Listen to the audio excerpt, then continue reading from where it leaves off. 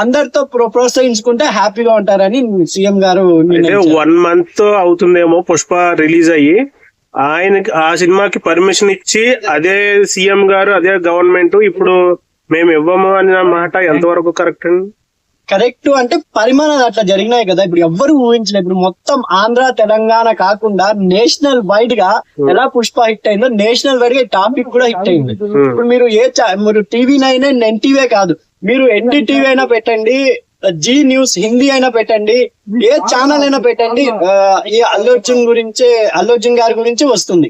అంటే ఇలా అరెస్ట్ చేశారు, సంధ్యా థియేటర్ ఘటన, అంటే ఇప్పుడు స్పందిస్తున్నారు అందరూ, హాస్పిటల్ కి వెళ్ళి అమౌంట్ ఇవ్వని, ఇవన్నీ మొత్తం నేషనల్ వైడ్ గా ఈ న్యూస్ వెళ్ళింది. కాబట్టి ఈ పరిమాణాల వల్లే కొంచెం, ఎందుకంటే బెనిఫిట్స్ కొంచెం తగ్గిస్తే, ఎందుకంటే పిల్లోళ్ళు అంతా మా సినిమాలంటే పిల్లోళ్ళు కూడా మారుతుంది, కానీ చెప్పలేము తొక్కులాస ఎలా ఉంటుందో ఏ సిచ్యువేషన్ ఉంటుందో. అందుకని ప్రతి థియేటర్ లో లిమిటెడ్ సీట్స్, అంటే బుకింగ్స్ మై బుకింగ్ లో ఉంటాయి కదా, అలా సీట్స్ బట్టి నిదానంగా అందరూ ఫిలప్ అయ్యేలానే చేయండి.